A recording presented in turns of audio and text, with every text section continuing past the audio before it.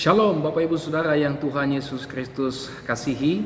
Senang sekali dalam minggu peringatan kebangkitan Kristus ini kembali saya mengunjungi Bapak Ibu Saudara melalui video yang singkat dan sederhana ini untuk mengajak kita bersama melihat satu bagian kebenaran firman Tuhan yang terambil dari Injil Yohanes pasal 20 ayatnya yang ke-19 sampai dengan ayatnya yang ke-23. Firman Tuhan berkata, ketika hari sudah malam pada hari pertama minggu itu, berkumpullah murid-murid Yesus di suatu tempat dengan pintu-pintu yang terkunci, karena mereka takut kepada orang-orang Yahudi. Pada waktu itu datanglah Yesus dan berdiri di tengah-tengah mereka dan berkata, damai sejahtera bagi kamu. Dan sesudah berkata demikian, ia menunjukkan tangannya dan lambungnya kepada mereka. Murid-murid itu bersukacita ketika mereka melihat Tuhan. Maka kata Yesus sekali lagi, damai sejahtera bagi kamu, sama seperti Bapa mengutus aku, demikian juga sekarang aku mengutus kamu. Dan sesudah berkata demikian, ia mengembusi mereka dan berkata, terimalah Roh Kudus, jikalau kamu mengampuni dosa orang, dosanya diampuni, dan jikalau kamu menyatakan dosa orang tetap ada, dosanya tetap ada. Puji Tuhan, bagian firman Tuhan yang menceritakan tentang peristiwa kebangkitan Tuhan Yesus Kristus, peristiwa tentang bagaimana Kristus yang telah bangkit itu menampakkan diri kepada para murid-muridnya. Nah, Bapak Ibu Saudara yang Tuhan Yesus Kristus kasihi, ada beberapa hal yang kita bisa lihat dari kisah yang dicatat dalam Injil Yohanes 20 ayat 19 sampai dengan ayat 23 ini. Kisah bagaimana Kristus yang bangkit itu menampakkan diri kepada murid-muridnya. Di dalam ayatnya yang ke-19, yang pertama kita bisa melihat di situ dicatat bagaimana para murid saudara sedang dalam ketakutan ya kepada orang-orang Yahudi yang membenci Yesus dan tentu saja para pengikutnya. Di dalam ayatnya yang ke-19 dicatat bagaimana para murid itu berkumpul di suatu tempat ya. Mungkin tempatnya dirahasiakan, hanya para murid saja yang tahu, dan mereka berkumpul di tempat itu dengan pintu-pintu yang terkunci. Ya. Mengapa pintu-pintu itu terkunci? Mengapa tempat itu berada di suatu tempat yang terkesan rahasia? Alkitab mencatat alasannya adalah karena mereka takut kepada orang-orang Yahudi. Pasca penyaliban Yesus, para murid pada akhirnya mengalami ketakutan. Mengapa? Bisa saja orang-orang Yahudi yang telah berhasil menyalibkan Yesus, mereka sekarang berusaha untuk mencari para pengikutnya untuk diadili. Nah, tentu saja para murid menjadi ketakutan dan mereka bersembunyi di suatu tempat, berkumpul di suatu tempat dengan pintu-pintu yang terkunci. Saudara bisa bayangkan bagaimana situasi dan kondisi yang dialami oleh para murid pada waktu itu.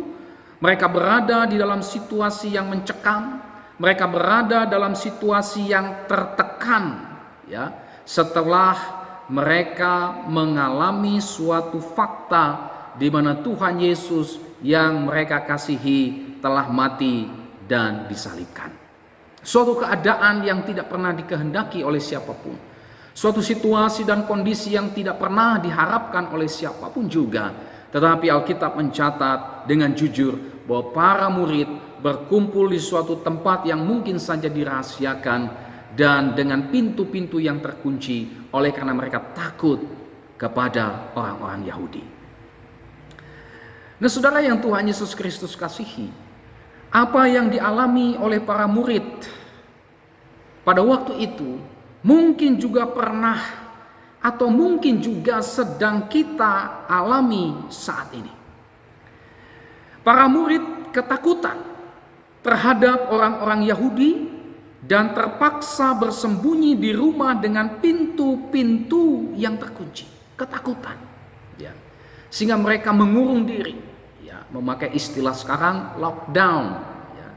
Saya kira situasi dan kondisi yang dialami oleh para murid itu mirip-mirip juga dengan situasi dan kondisi yang kita alami saat ini di tengah wabah corona. Banyak orang yang terpaksa, mungkin juga kita sendiri, ya, takut terhadap wabah corona sehingga kita terpaksa bersembunyi, ya, di rumah kita masing-masing. Kita terpaksa beribadah, kita terpaksa bekerja, kita terpaksa belajar, kita terpaksa melakukan seluruh aktivitas kita lebih banyak di rumah. Akibat apa? Ketakutan terhadap wabah corona ini. Para medis yang saat ini berjuang di garda terdepan melawan wabah ini mungkin juga tidak luput dari kekhawatiran dan ketakutan terhadap wabah ini. Mungkin saja ada di antara mereka yang takut tertular, ya. Ada di antara mereka yang khawatir ketika mereka harus kembali ke rumah mereka, bertemu dengan keluarga mereka, dengan anggota keluarga mereka yang mereka kasihi. Mereka takut mereka juga tertular, ya. Belum lagi sebagian dari mereka harus menghadapi stigmatisasi dari masyarakat dan lain sebagainya. Nah, Bapak Ibu Saudara, bukan hanya ketakutan terhadap wabah corona ini saja, tetapi juga muncul berbagai macam ketakutan yang diakibatkan oleh wabah corona ini. Dampak dari wabah corona ini telah membuat beberapa saudara-saudara kita terpaksa di PHK dari tempat pekerjaannya. Dan tentu saja ini memunculkan dampak krisis ekonomi di dalam keluarga.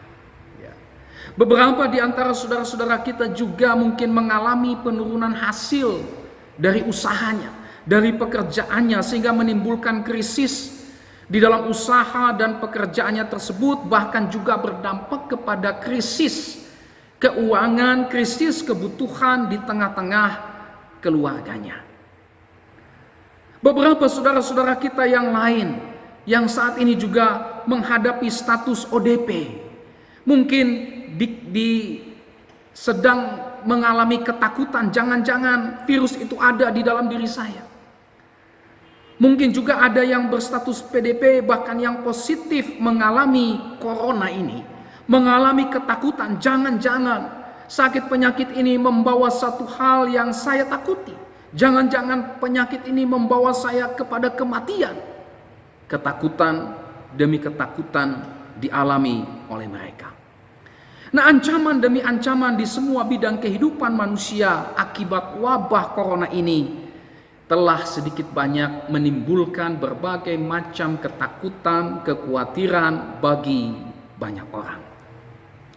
Nah, jika para murid mempunyai konteks ketakutannya saat itu, kita pun juga tidak luput mengalami ketakutan. Kita pun juga mempunyai ketakutan kita sendiri dalam konteks kita saat ini.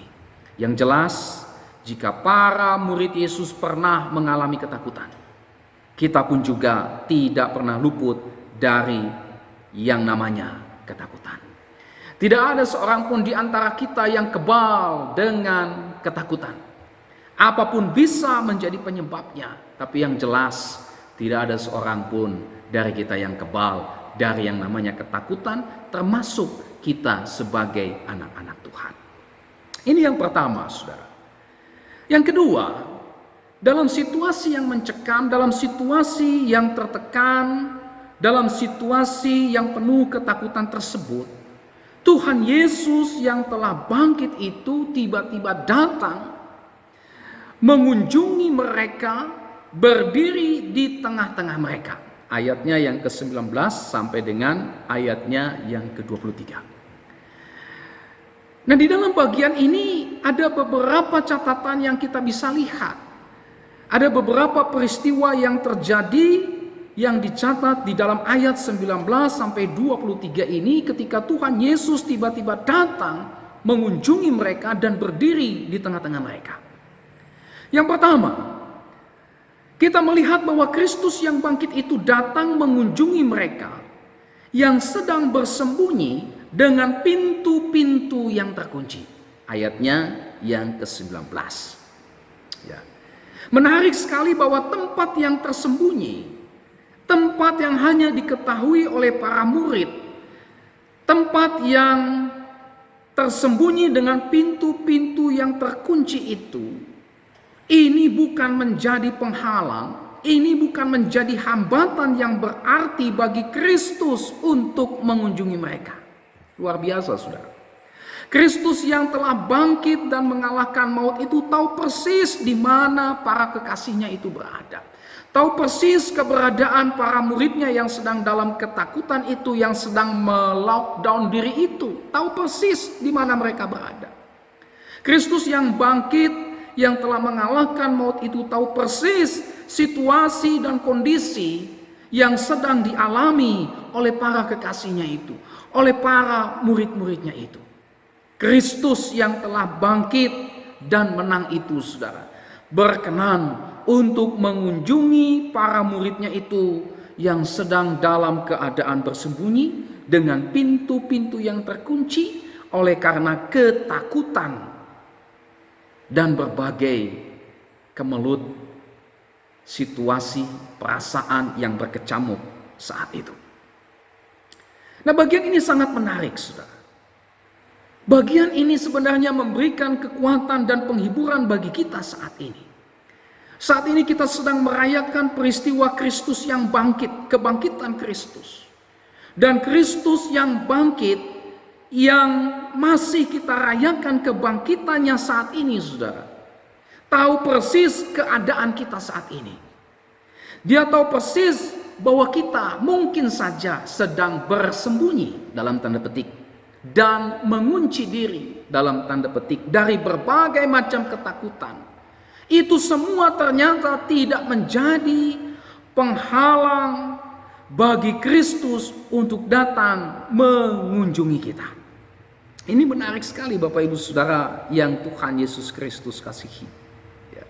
Situasi dan kondisi itu tidak menjadi penghalang bagi Kristus untuk datang mengunjungi kita. Ya, bisa saja, saudara, ketika kita sedang mengalami ketakutan, ketika orang-orang yang kita kasihi atau orang-orang yang kita harapkan hadir berada di samping kita, berada di sisi kita ketika kita mengalami ketakutan, ketika kita sedang membutuhkan dukungan, tapi ternyata mereka tidak bisa hadir sepenuhnya oleh karena terhambat oleh wabah corona ini. Tapi Alkitab mencatat tidak bagi Kristus Yesus. Wabah corona tidak bisa menjadi penghambat, penghalang bagi kehadiran Kristus, bagi kunjungan Kristus kepada kita yang saat ini sedang mengalami berbagai macam ketakutan. Dia hadir. Karena dia bangkit dan hidup, dia hadir. Dia mengerti keadaan kita. Dia tahu persis bagaimana kondisi kita. Dia tahu bahwa kita sedang bersembunyi. Dia tahu bahwa kita sedang mengunci diri kita oleh karena berbagai macam ketakutan yang terjadi di sekitar kita. Wabah corona serta dampak yang dihasilkannya ini, saudara, tidak bisa membatasi kehadiran dan kunjungan Kristus yang bangkit itu kepada kita. Puji Tuhan, ini menjadi sebuah penguatan bagi kita di tengah-tengah wabah corona ini, saudara, yang membuat sebagian orang atau banyak orang terpaksa harus bersembunyi, terpaksa harus membatasi diri, dan ini menimbulkan berbagai macam ketakutan, kekhawatiran yang terus-menerus beruntun. Wabah corona ini telah memberikan dampak yang signifikan di berbagai bidang kehidupan manusia yang menimbulkan rentetan ketakutan, kecemasan dialami oleh banyak orang. Tetapi bagian firman Tuhan ini memberi satu kekuatan, penghiburan kepada kita bahwa virus corona tidak bisa membatasi kehadiran Kristus mengunjungi saudara dan saya. Bahwa kehadiran Kristus yang bangkit itu tidak bisa dihambat oleh virus corona. Kristus datang untuk mengunjungi Bapak Ibu Saudara sekalian. Oleh sebab itu, mari kita percaya bahwa Kristus yang telah bangkit dan yang hidup dan yang menang itu hadir di tengah-tengah kita. Kita percaya bahwa tidak ada situasi dan kondisi apapun yang bisa menghambat kehadiran Kristus di tengah-tengah kita. Mari kita berdoa kepadanya. Mari kita menyatakan seluruh pergumulan kita kepadanya. Kenapa? Karena Kristus hadir dan mendengar seluruh pergumulan kita saat ini. Mungkin kita merasa sendiri dengan berbagai macam ketakutan yang kita alami. Mungkin kita mempunyai versi ketakutan kita masing-masing, atau ketakutan yang sama oleh karena wabah corona ini. Tapi satu hal yang kita bisa imani dan percayai, bahwa Kristus hadir di tengah kita. Oleh sebab itu mari kita berdoa kepada Dia. Mari kita datang kepadanya. Mari kita ungkapkan seluruh pergumulan kita kepadanya, karena Dia mengerti apa situasi dan kondisi yang saudara alami saat ini. Dia tahu persis keadaan kita. Dia datang, Dia mengunjungi saudara ketika semua orang mungkin terpaksa dibatasi untuk datang kepada kita oleh karena wabah corona ini. Poin yang kedua, saudara, yang kita bisa lihat dari bagian firman Tuhan ini dalam ayat 19 sampai dengan ayatnya yang ke-21. Kita bisa melihat di situ bagaimana Kristus yang bangkit itu datang mengunjungi mereka untuk membawa damai sejahtera bagi mereka. Kristus datang, Kristus hadir, meski mereka bersembunyi, meski pintu-pintu terkunci, itu tidak menghambat kedatangan Kristus, kunjungan Kristus di tengah-tengah mereka. Dia datang untuk membawa damai sejahtera bagi mereka. Nah, Bapak Ibu Saudara yang Tuhan Yesus Kristus kasihi, ada yang menarik yang kita bisa lihat dari kisah penampakan Kristus kepada murid-muridnya ini, yang juga dicatat di dalam Injil Lukas pasal 24 ayat 36 sampai dengan ayatnya yang ke-49. Di situ diceritakan bahwa ketika Kristus datang di tengah-tengah mereka, tidak serta-merta mereka percaya bahwa itu benar-benar Yesus. Injil Lukas secara jujur mencatat bahwa ketika Kristus datang dengan tiba-tiba di tengah-tengah mereka, mereka justru takut. Ya. Mereka kaget. Bahkan Lukas mencatat bahwa para murid menyangka kehadiran Yesus itu adalah hantu. Ya. Yesus yang datang tiba-tiba di tengah-tengah mereka itu, mereka kira mereka sedang melihat hantu. Wah, Yesus dikira hantu, saudara. Rupanya saudara, peristiwa di mana para murid menganggap Yesus yang hadir itu sebagai hantu, itu bukan kali yang pertama. Ini kali yang kedua. Kali yang pertama kita bisa melihat bagaimana para murid menyangka Yesus adalah hantu adalah dalam peristiwa Yesus berjalan di atas air. Itu dicatat di dalam Injil Matius pasal 14 ayatnya yang ke-26 dan Injil Markus pasal 6 ayatnya yang ke-49. Entah apa yang membuat para murid itu mengira bahwa Yesus adalah hantu. Ya.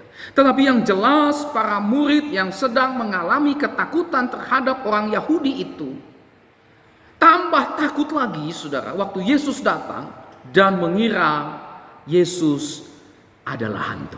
Sudah takut dengan orang Yahudi, tiba-tiba Yesus hadir, kaget mereka, saudara. Hah? Hantu? Mengira Yesus yang datang itu adalah hantu. Tapi kita melihat bagaimana respon Tuhan Yesus terhadap ketakutan yang dialami oleh para murid itu, saudara. Tuhan Yesus mengatakan damai sejahtera bagi kamu. Tuhan Yesus mengklarifikasi siapa dirinya. Dia mengklarifikasi bahwa dia bukan hantu. Dia kemudian menunjukkan luka-luka bekas penyaliban di tubuhnya. Injil Lukas mencatat Kristus menunjukkan luka bekas paku di tangan dan di kakinya.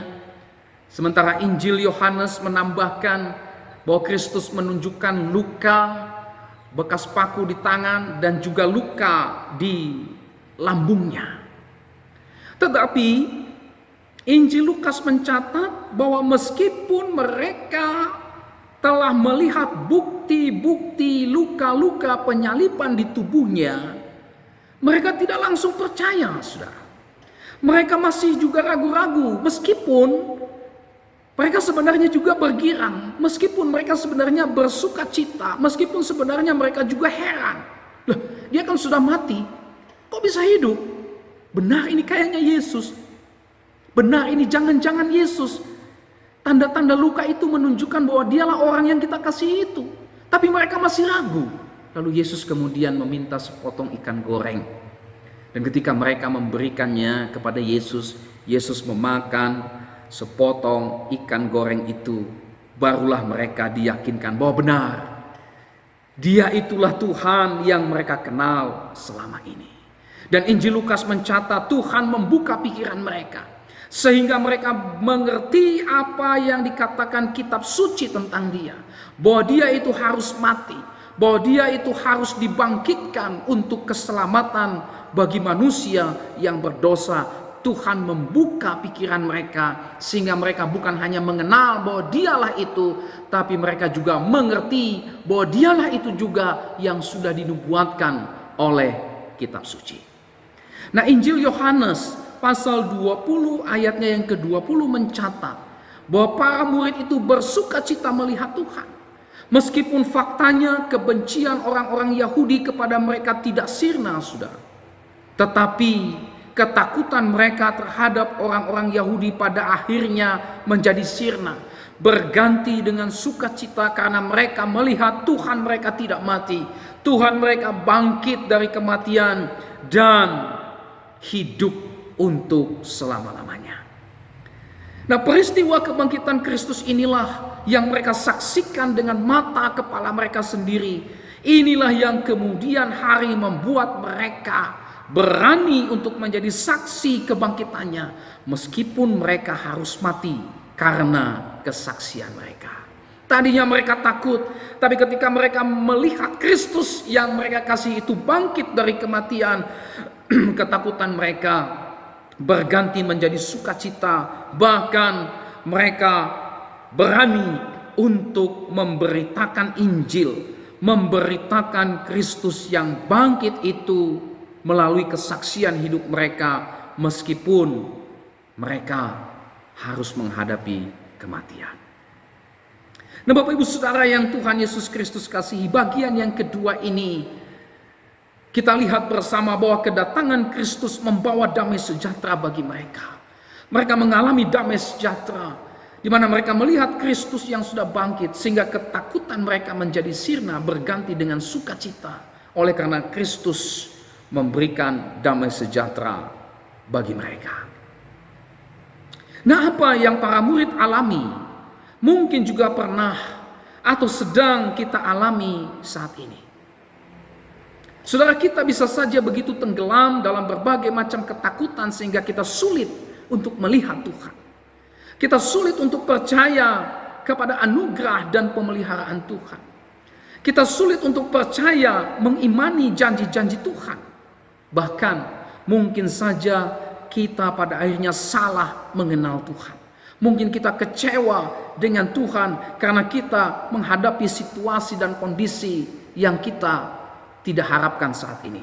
Tetapi saya percaya, seperti yang Alkitab nyatakan kepada para murid, Tuhan pasti akan membimbing saudara dan saya, sehingga kita pada akhirnya dapat mengenal Dia dengan benar. Saya yakin dan percaya Tuhan pasti akan membimbing kita, sehingga kita bisa mempercayai bahwa rencananya indah bagi kita. Saya yakin dan percaya bahwa Tuhan pasti akan membimbing kita, sehingga kita bisa mengerti ada maksud dan rencana Tuhan. Kita meyakini bahwa Tuhan turut bekerja dalam segala sesuatu untuk mendatangkan kebaikan bagi kita, bahkan ketika kita sedang mengalami berbagai macam ketakutan, berbagai macam pergumulan yang kita alami saat ini. Pergumulan yang kita alami mungkin saja belum sirna. Pergumulan yang kita alami mungkin saja saat ini belum berlalu dalam kehidupan kita.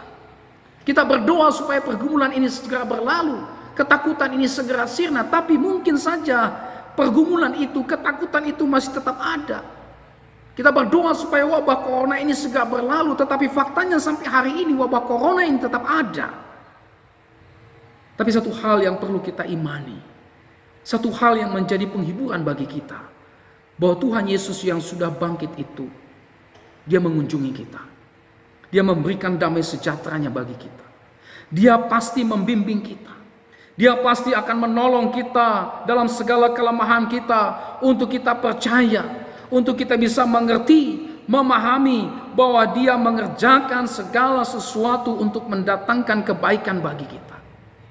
Dia membimbing kita supaya kita bisa mengerti apa maksud dan rencananya yang terbaik bagi kita. Inilah yang pada akhirnya membuat kita bersuka cita.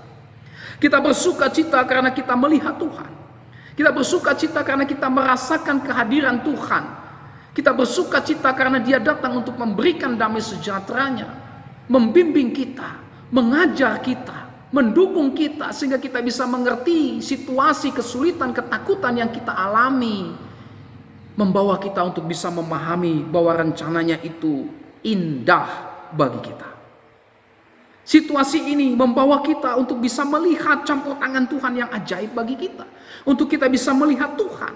Artinya kita bisa merasakan dan mengalami karya Tuhan yang terus-menerus membawa kita kepada pembaharuan, terus-menerus membaharui kita melalui berbagai macam situasi dan kondisi yang kita alami, termasuk wabah corona yang sekarang menjadi pandemik ini.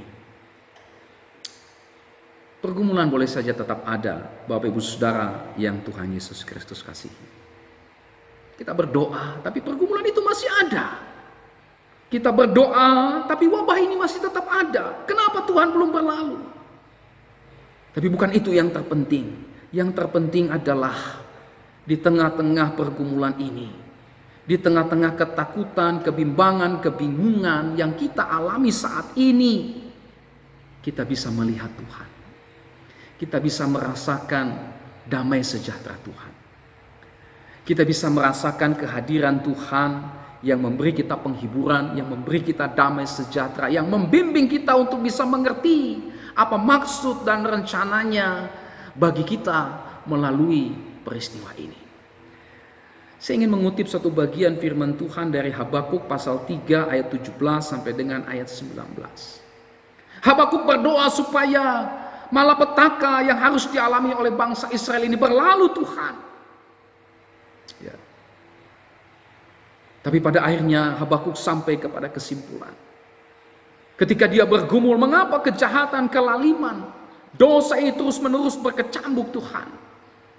Dia bergumul dengan Tuhan sampai akhirnya dia sampai kepada kesimpulan. Habakuk pasal 3 ayat 17 sampai 19. Sekalipun pohon ara tidak berbunga, pohon anggur tidak berbuah, hasil pohon zaitun mengecewakan, sekalipun ladang-ladang tidak menghasilkan bahan makanan, kambing domba terhalau dari kurungan dan tidak ada lembu sapi dalam kandang, namun aku akan bersorak-sorak di dalam Tuhan, beria-ria di dalam Allah yang menyelamatkan aku. Allah Tuhanku itu kekuatanku. Ia membuat kakiku seperti kaki rusa. Ia membiarkan aku berjejak di bukit-bukitku. Habakuk berkata bahwa sekalipun pohon ara faktanya tidak berbunga, pohon zaitun tidak menghasilkan atau justru mengecewakan, ladang-ladang tidak menghasilkan bahan makanan, terjadi krisis, terjadi pergumulan di sana sini, tapi kata Habakuk, aku tahu kepada siapa aku percaya. Dan itu sebabnya aku akan bersorak-sorak di dalam Tuhan. Inilah kuncinya, di dalam Tuhan. Kristus bangkit. Sehingga kita pun bangkit.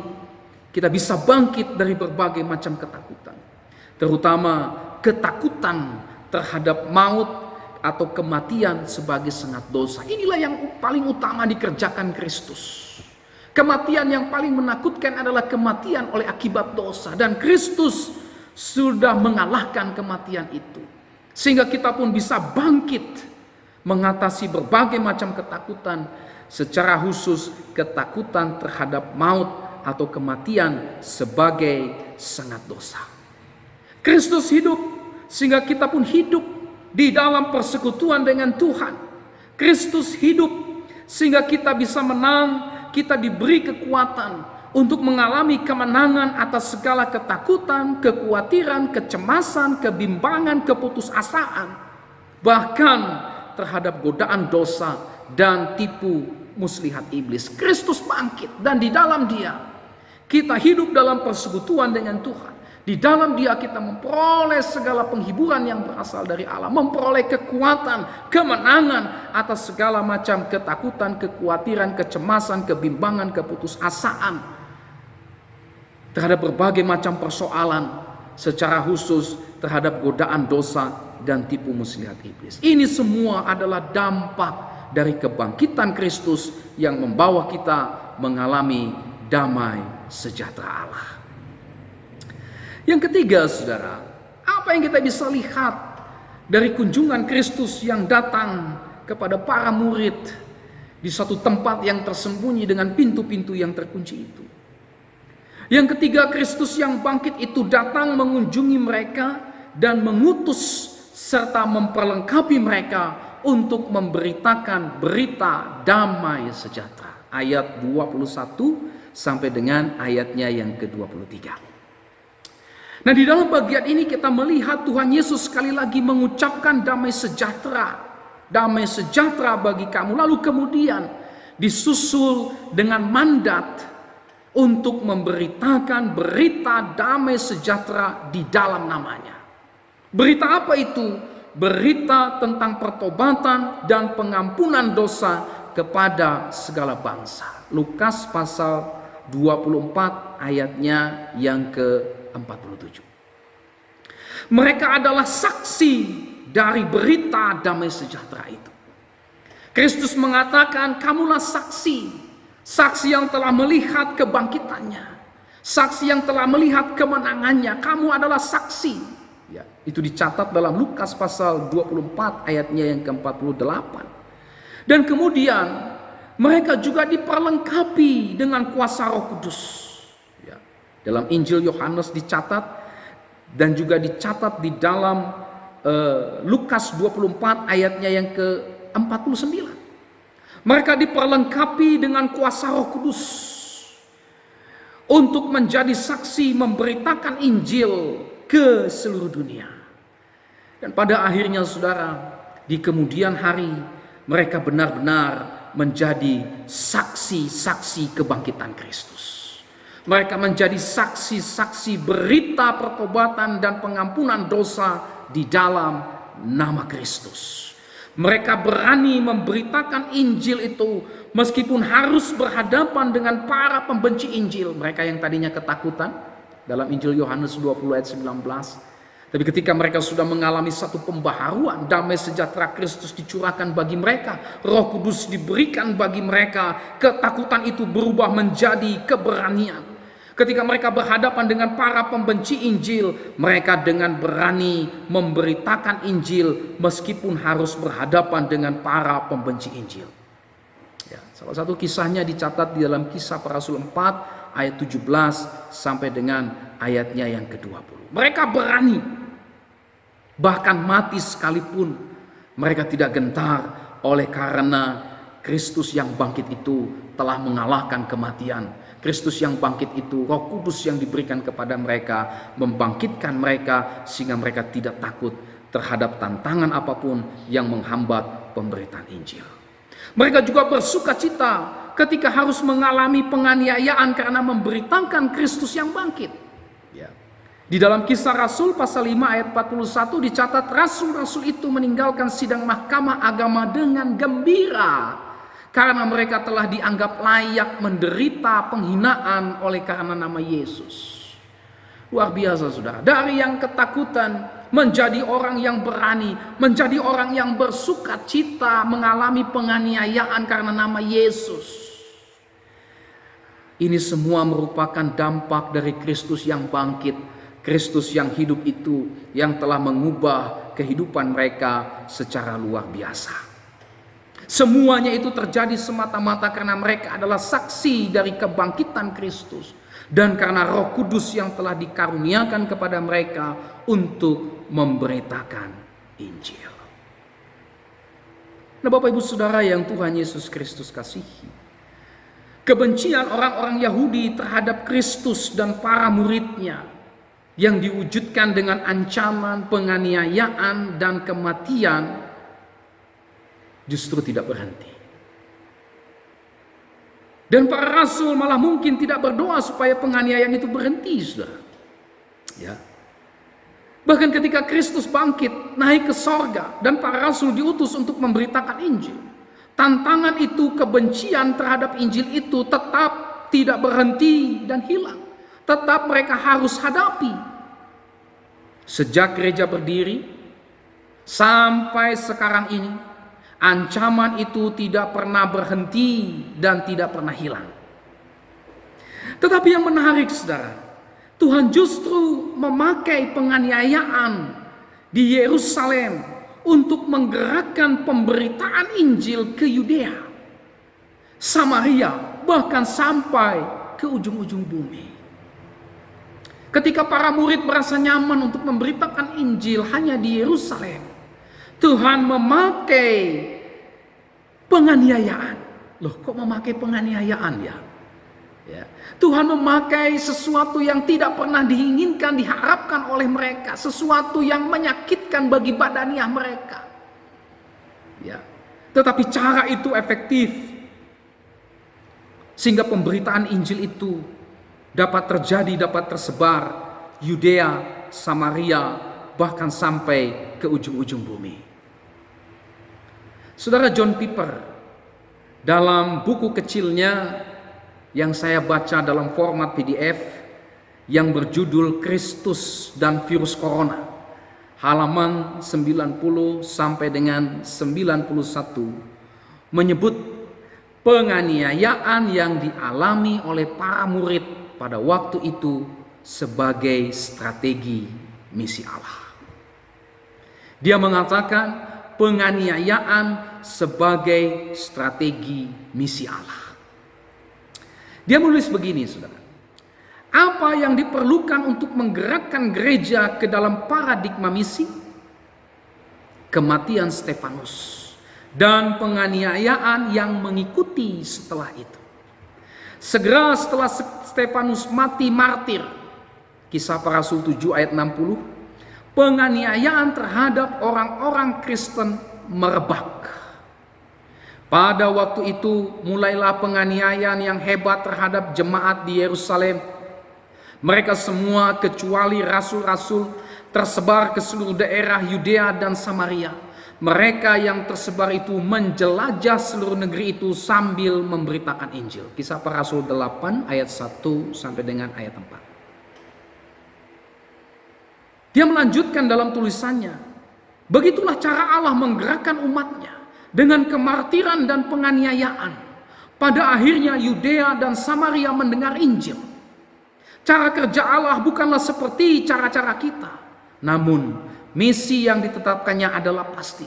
Yesus berkata demikian, dan firman-Nya tidak mungkin gagal. Aku akan mendirikan jemaatku dan alam maut tidak akan menguasainya. Matius 16 ayat 18. Injil kerajaan ini akan diberitakan di seluruh dunia, menjadi kesaksian bagi semua bangsa. Matius 24 ayatnya yang ke-14. Bukan mungkin diberitakan, melainkan akan diberitakan. Nah, berkaca dari musibah penganiayaan tersebut, menurut John Piper, wabah corona ini juga merupakan cara Allah untuk melayani rencana globalnya yang tak terkalahkan dalam penginjilan dunia.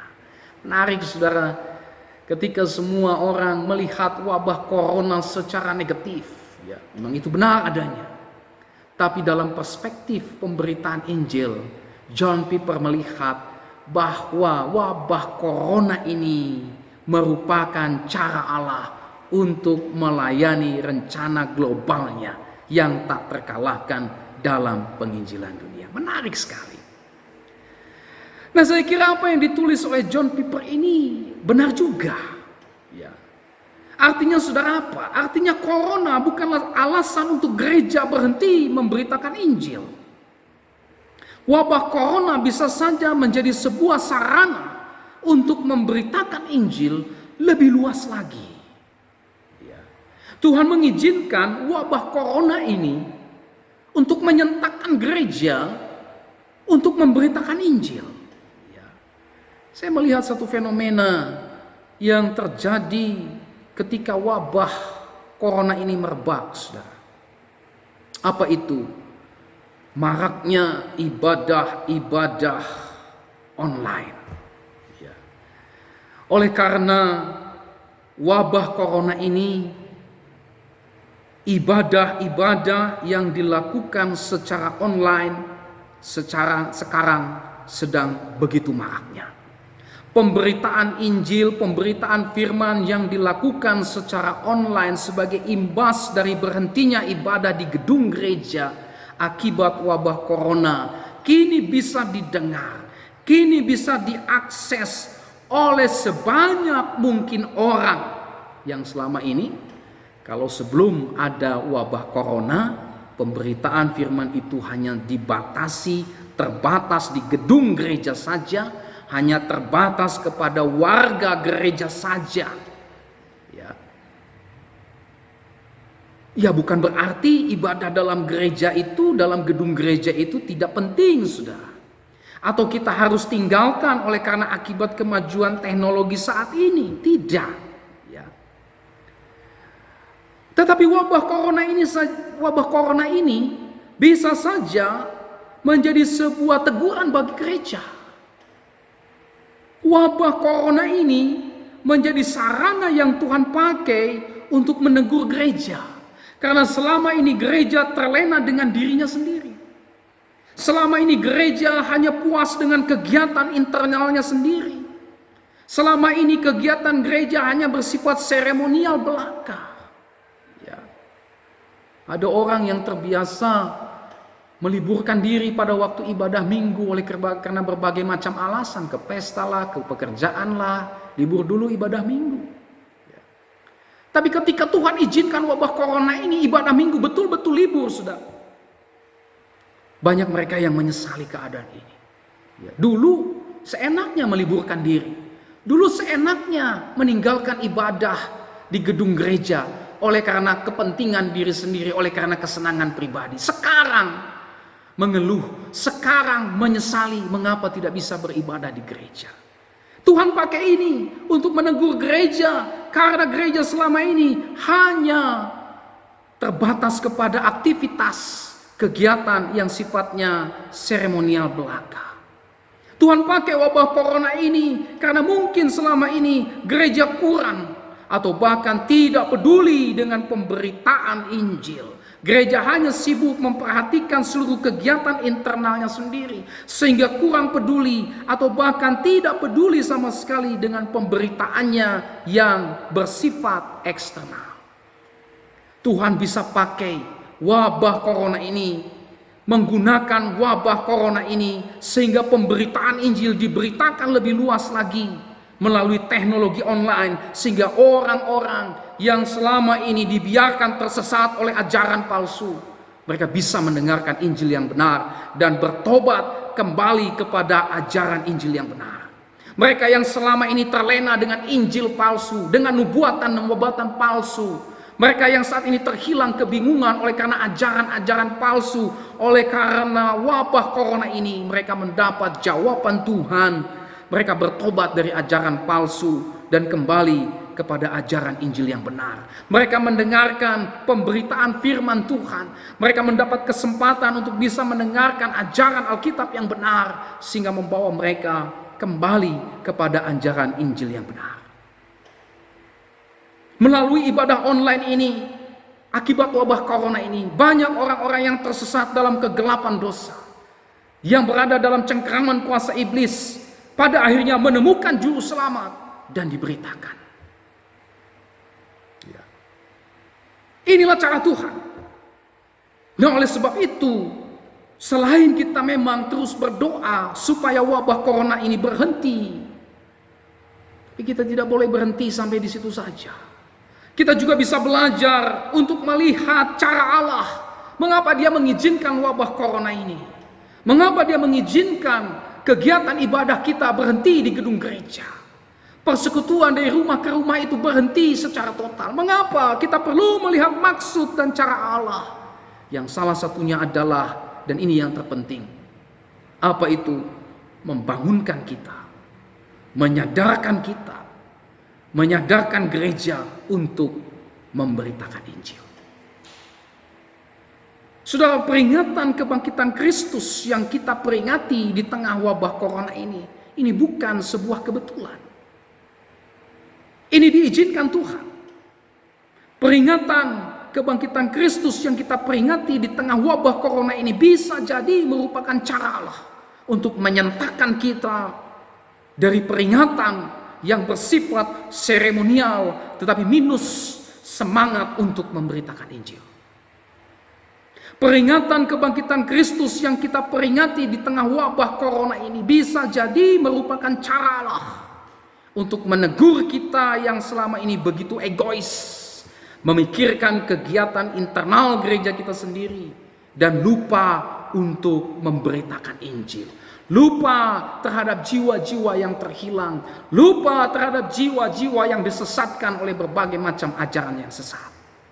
Peringatan kebangkitan Kristus yang kita peringati di tengah wabah corona ini bisa jadi cara Allah untuk menegur sikap cuek kita, menegur sikap masa bodoh kita, menegur sikap terhadap penyesatan yang terjadi dan merajalela terjadi di dalam gereja. Bisa saja cara Allah untuk menegur sikap kita yang menjauhi konfrontasi terhadap kesesatan yang terjadi di dalam gereja atas nama persatuan, atas nama cari aman, atas nama damai. Yang sesungguhnya itu adalah kompromi, yang sesungguhnya itu adalah cari aman, yang sesungguhnya itu adalah damai yang palsu. Tuhan izinkan itu. Peringatan kebangkitan Kristus yang kita peringati di tengah wabah corona ini bukan sebuah kebetulan. Bisa jadi ini merupakan cara Allah untuk menyentakkan, membangunkan kita dari kelalaian kita, dari kelalaian gereja selama ini untuk memberitakan Injil. Nah, Bapak Ibu Saudara yang Tuhan Kristus kasihi, Kristus bangkit dan hidup. Oleh sebab itu, marilah kita juga bangkit untuk memberitakan Injil meskipun di tengah wabah corona ini. Tuhan menggunakan wabah corona ini sebagai cara untuk mengevaluasi kekristenan kita. Secara khusus, bagaimana selama ini pemberitaan Injil kita. Kita terlena dengan diri kita sendiri. Kita lebih memilih damai yang palsu. Kita lebih memilih kompromi sehingga orang tetap dalam kesesatannya, sehingga orang tetap di dalam dosanya. Kita menolak untuk berkonfrontasi dengan ajaran sesat. Kita menolak untuk berkonfrontasi dengan kuasa dosa, dengan moralitas yang rusak, dengan kuasa-kuasa iblis yang masih terjadi dialami oleh banyak orang Kristen, bahkan orang-orang di luar gereja. Kita cari aman untuk semuanya itu. Tuhan pakai wabah corona ini untuk menegur, menyentakkan kita supaya kita bangkit dari keterlenaan, kelalaian kita untuk memberitakan Injil. Dan pada akhirnya semua orang boleh mendengar Injil tanpa dibatasi oleh gedung, tanpa dibatasi oleh tempat. Melalui sarana teknologi yang luar biasa ini, Injil diberitakan. Wabah corona ini memaksa kita untuk memberitakan Injil. Memaksa kita untuk memberitakan keselamatan Tuhan. Memaksa kita untuk berdamai dengan Allah. Dan memaksa kita pada akhirnya untuk memberitakan damai sejahtera Allah. Nah, Bapak Ibu Saudara, inilah seluruh renungan kita dari bagian firman Tuhan ini dalam peringatan kebangkitan Kristus di tengah pandemi corona ini. Kebangkitan Kristus membawa damai sejahtera bagi kita. Puji Tuhan. Kristus itu sendirilah damai sejahtera kita. yang telah mendamaikan kita yang berdosa dengan Allah. Hanya di dalam Dia sajalah kita bisa menerima pengampunan atas dosa-dosa kita. Hanya di dalam atau melalui Dia sajalah kita mendapat kelepasan dari kuasa dosa, kutuk dosa, bahkan dari kuasa dan cengkraman iblis. Hanya di dalam dan melalui Dia sajalah kita dapat memperoleh damai sejahtera Allah. Kristuslah damai sejahtera kita, yang pada akhirnya memungkinkan kita untuk memperoleh kekuatan, memperoleh kemenangan, penghiburan dan sukacita, pengharapan dan iman di tengah-tengah pergumulan kita, termasuk di tengah-tengah wabah corona ini. Kristuslah damai sejahtera kita, yang mendorong kita, mengingatkan kita, membangkitkan semangat kita lagi untuk memberitakan berita damai sejahtera, berita tentang pertobatan dan pengampunan dosa di dalam namanya. Oleh sebab itu, marilah kita semua mengambil bagian, mengalami damai sejahtera Kristus yang mengubahkan kita, mengubahkan gereja, sehingga kita betul-betul ada di dalam apa yang menjadi kehendak Kristus. Marilah kita tetap setia, mengikut Tuhan, memberitakan berita Injil, memberitakan kebangkitan Kristus itu, memberitakan berita damai sejahtera itu, meskipun di tengah wabah corona, sehingga banyak orang mengenal Kristus dan diselamatkan. Banyak orang dilepaskan dari kesesatan, banyak orang dilepaskan dari cengkraman dosa dan kuasa iblis. Wabah corona tidak bisa menghambat pemberitaan Injil. Tuhan pakai wabah corona supaya Injil ini diberitakan lebih luas lagi. Kiranya firman Tuhan ini menjadi berkat bagi kita semua. Kristus bangkit. Tuhan Yesus memberkati saudara, dan shalom.